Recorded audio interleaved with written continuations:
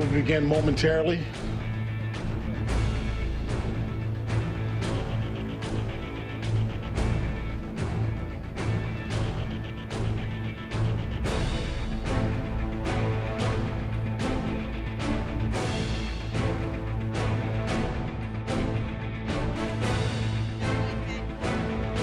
And welcome back in. Happy opening day, everybody. What a glorious time to celebrate as the Orioles finally get to kick off a new season at their home ballpark. And to add to that, we are awaiting, of course, a press conference with the new ownership group, an introductory for David Rubenstein and the rest of them. It is a new era of Baltimore baseball, and one that is surely to be enjoyed. You love coming back as the reigning champs, Ben. Yeah, I mean, when you're the reigning AL East champs, it matters, you know. And honestly, I can't remember. This is my 22nd year with the ball club. I cannot remember a more exciting opening day and a build-up than this one here. It's just, it feels different. What the Orioles accomplished last year, winning the East, winning 101 games, and it's going to be a fun year. I'm looking forward to it. Well, it's certainly going to be a fun one here. Again, new era coming in as we await the press conference with David Rubenstein and the rest of the new ownership group. Your O's on the field getting ready for opening day, and we'll send it to Rob Long.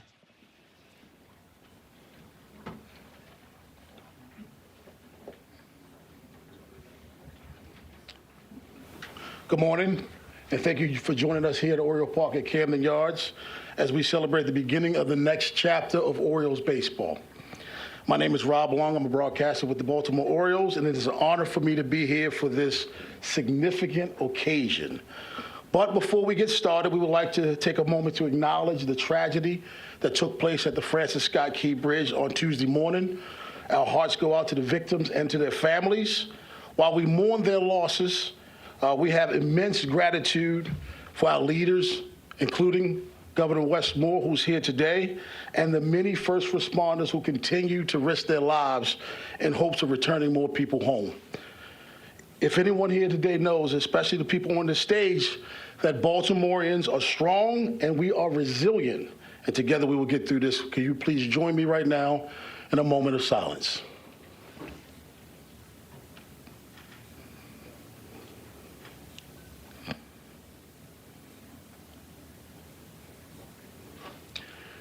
Thank you. I'd like to take this time to introduce some very important people here today. Governor Wes Moore is joining us today. Baltimore City Mayor Brandon Scott sitting in front of me. Senator Ben Cardin as well as Baltimore City Council President Nick Mosby. I saw him somewhere right there. Now, of course, I'd like to have the pleasure to introduce the 63rd governor of our great state of Maryland and passionate Orioles fan, Wes Moore.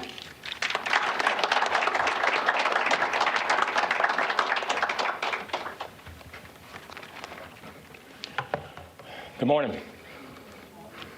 While today is an important day, it's important that we also acknowledge the moment that we find ourselves in. And today, we are thinking about the families of Dolian Castillo Cabrera and Maynard Suazo Sandoval, who were recovered and identified yesterday. We pray for the family and the families of all of the victims of the Key Bridge collapse, and our hearts are with the families. And to all the families, we are so sorry for this tragedy. Nuestros corazones están con las familias. Lamentamos mucho esta tragedia. And I also want to recognize David Rubenstein. I first had a chance to meet David about 20 years ago when a friend and a mentor of mine, Mayor Schmoke, introduced us and insisted that I give David a call.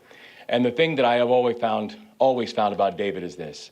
Not only has he always been incredibly generous with his time, every conversation that I've had with David has begun with a simple question. How's Baltimore doing? David is a Baltimore guy. And to have him at the helm of this team means everything to this city and to this state. So David, thank you for believing in Baltimore. And congratulations on the unanimous vote by Major League Baseball declaring you the controlling owner of the Baltimore Orioles.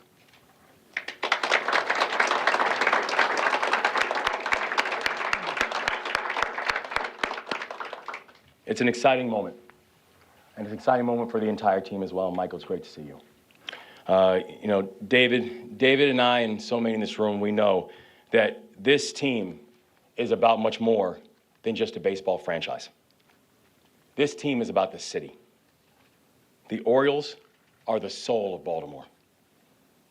And knowing that, the city's going to need you now more than ever. In this moment, it is important to take stock of what a difference a year can make. Because a year ago, uncertainty clouded everything. One of the most storied franchises in baseball history had just months left on its lease. The default, oftentimes, was to sign short-term deals because long-term deals were too hard. We had a team of youth and promise, but hadn't yet shown baseball just how good they could be. We had a city that was full of hope and potential, but hadn't yet shown the country its full strength. We were coming off 8 straight years of 300+ homicides in the city of Baltimore alone. Our economy was still reeling from an unprecedented global pandemic. So from day one, we made the deliberate decision that we were going to work together to make sure that we were going to invest in Baltimore, because you cannot have a thriving state if your state's largest city is not thriving as well. And so we decided to work together with local leadership, with the private sector, with leaders of all levels of society, and with the community. And we were intentional about investing and working together on issues like public safety. And this year, Baltimore had the steepest one-year drop in homicides in its city's history. We were intentional about working together on economic growth. And Baltimore has one of the fastest growing economies in the entire nation right now. We were intentional about keeping the Orioles in Baltimore for the long term, and signed a lease extension for 30 years to keep baseball in this city for a generation. And that's why I'm proud that we had a chance to have remarkable leaders like the new MSA Chair, Craig Thompson, helping to lead that charge. So Baltimore is being tested right now. But Baltimore's been tested before. And every time we stand up on 2 feet, we dust ourselves off, and we keep moving forward. Baltimore may get knocked down, but Baltimore doesn't stay down. Baltimore gets back up. And the reason I came here today is because I'm calling on everybody to do their part. In this game, nobody gets to sit on the sidelines.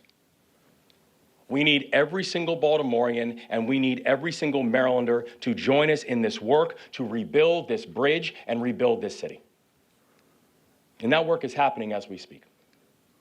The best minds in the world are coming together to collect the information that we need to move forward with speed and safety in our response to this collapse. Government is working hand in hand with industry to investigate the area, to clear the wreck, and to move the ship. Leaders from across local and state and federal levels are gathering funds to rebuild this bridge. This work is not going to take hours. This work is not going to take days. This work is not going to take weeks. We have a very long road ahead of us. And that's exactly why we need partners like the Baltimore Orioles. Because this team reminds us what we're made of. The Orioles give us hope. The Orioles give us pride. The Orioles remind us what it means to be Maryland tough and Baltimore strong. So today, Baltimore stands strong. Baltimore stands tough. And Baltimore plans on seeing it through. So we are all here for opening day. We're all here for an exciting new chapter. But we also know that in this moment, we are going to move in partnership because together, again, we are going to have another reopening day. And that will be the reopening of the Francis Scott Key Bridge. And you can bet on that.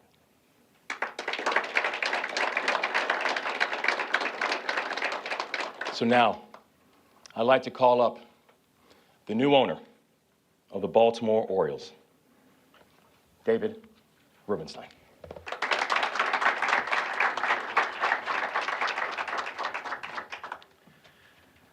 Thank you, Governor, and I'd like to acknowledge the presence as well as the President of the City Council, the Mayor, Senator Cardin. Thank you all for coming, and all of you who are here today. I first met the Governor when he joined the Johns Hopkins Board.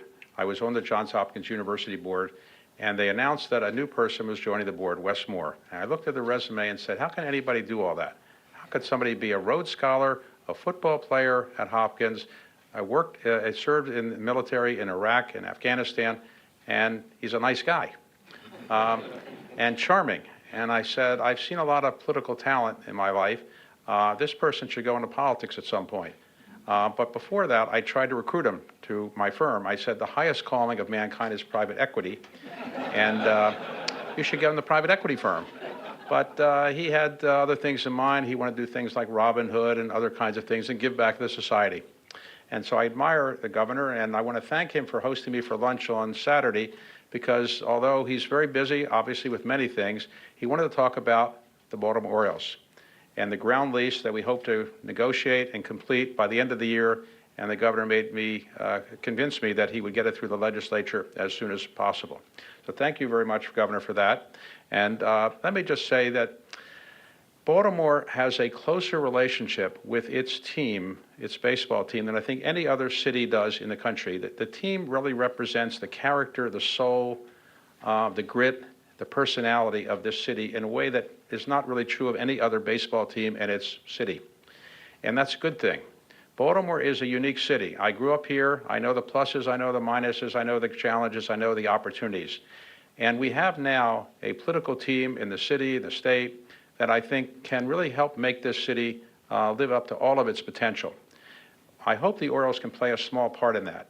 But so I hope what can happen is that the Orioles can, by winning, by unifying the city, by recovering the kind of greatness that it had in 1966 or 70 or 73, we can win a World Series again.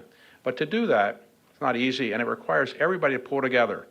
The 26 players in the team are 26 key people to make the team go forward. But you really need people in the back office, the front office, and the fans, and the commercial interest in the city, and the whole character of the city to pull together. Nobody's ever won a World Series by having a fan base that didn't care about the team. Nobody's ever won a World Series with the lethargic fans. You need fans who are dedicated and who care about the team. And that's what we have, but we're going to have it even more, I hope. And so what I wanted to do is to give back to the city in some ways. I grew up in Baltimore. I got a great public school education at Baltimore City College, right? And at other schools, Pimlico Junior High School, Falstaff Elementary. And the best teachers I ever had, including college and law school, were my teachers in Baltimore City College. It was a wonderful thing to give me a public education, which my parents really needed to give me because they couldn't have afforded to send me to a private school. And I really want to give back to Baltimore in a modest way, my expression of appreciation for all that Baltimore has done for me over the years and done for my family. So I grew up here. I was educated here. My parents grew up here. They were educated here. My parents are buried here, and I will be buried here. And I really want to say to Baltimore, this is a new day, a new chapter. We've had some challenge in the past, but we're looking forward. And in this regard, I want to thank John Angelos and his family, and particularly his mother, Georgia, who I met with recently. They've had some challenges for sure. There's no doubt that it was not easy for times. But John Angelos decided it was a good time for a new chapter, and I thank him for doing so. Now, when the team first came here in 1954, the purchase price was $2.2 million. My partners and I are paying a little bit more than that, inflation being what it is. But we're proud of every penny we're paying because it's worth every penny we're paying. because we really have a unique franchise with an incredible group of young players with the best general manager in baseball, the best manager in baseball, and I hope the best fans in baseball, and also the best government officials supporting a team in baseball. So what I hope to do is to make sure this is not the high water mark. Today is an easy day to say everything is great, and hopefully we'll win opening day.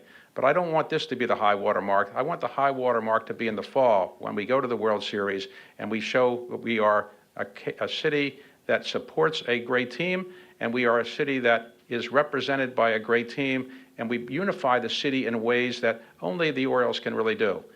We have other teams and other great institutions in this city, and I've been involved with some of them like Johns Hopkins. But nothing unifies a city and unifies this city as the Baltimore Orioles and as the success of the Baltimore Orioles. So I hope that we can bring that about, and I look forward to working with everybody in Baltimore who would like to help the Orioles become as great as they once were and as great as we know they can be.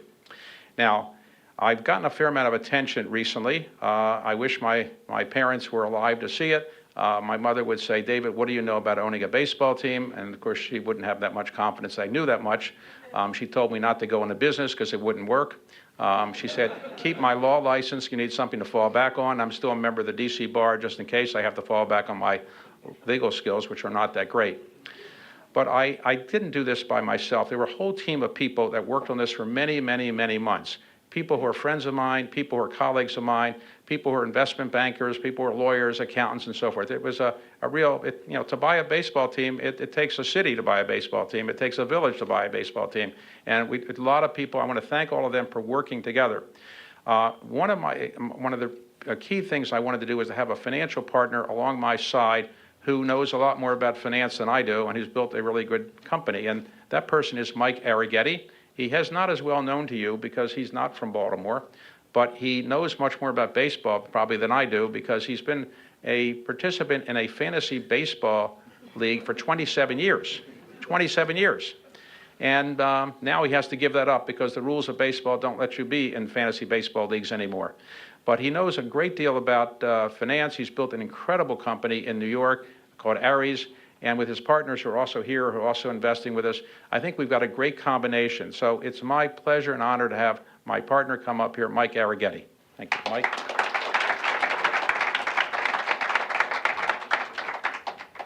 Thank you, David and Governor Moore, and thank you, everybody, for joining us today. My partners, Mitch Goldstein, Mike Smith, and I stand proudly with the great city of Baltimore today. David always loves to mention my fantasy baseball legendary performance, but really what I think that's more indicative of is just my lifelong passion for this great game that we all love together. And as much as I love the sport and the pacing of the season, what baseball has done for me, and I think has done for this community, is bring people together. I know nothing in the world of sport that brings communities and families together generation to generation with shared memories and history and values and dreams. And I know the healing power of sport and the healing power of baseball. And so my thoughts and prayers go out to the families and all of the lives that have been impacted by the tragedy at the Key Bridge. But it's my sincere hope that today, opening day, will be a moment where we all can come together and have a moment of joy in a dark week and celebrate this city and this community and the strength of the city of Baltimore. Now, David is also so generous with his description of my accomplishments, but David and I have been friends and competitors for a very long time, and he is a very unique, special kind of leader. He approaches his entire life with a sense of humility and modesty.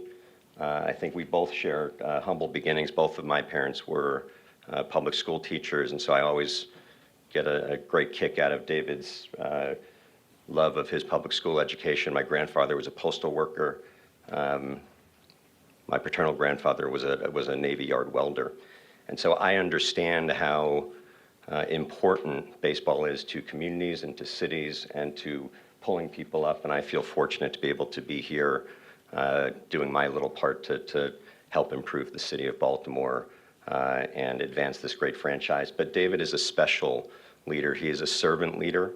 He puts the people that are around him before himself.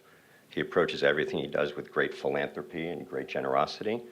And I think it's through that lens that I come to this moment in my life and with this franchise, because we are really guardians of this franchise. It's nice to be an owner, but this is an asset of the city and the community.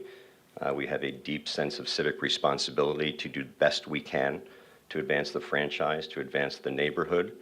And we're going to do everything we can to do that. What I've also done, despite the humility, I've also come to know that David is a great competitor. And maybe one of the things that I love more than baseball is winning. And I know that David does too. And while we are united in many views and many things, I think we are together in our steadfast hunger to bring a World Series championship back to Baltimore as soon as possible. And we will do everything that we can to do that. And so I look forward to a great season. Thank you for embracing me, my family, my partners. We're thrilled to be part of this wonderful community and look forward to a great season. Thank you.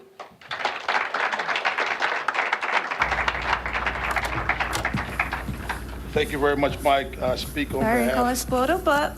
Find your patient. I see you after work.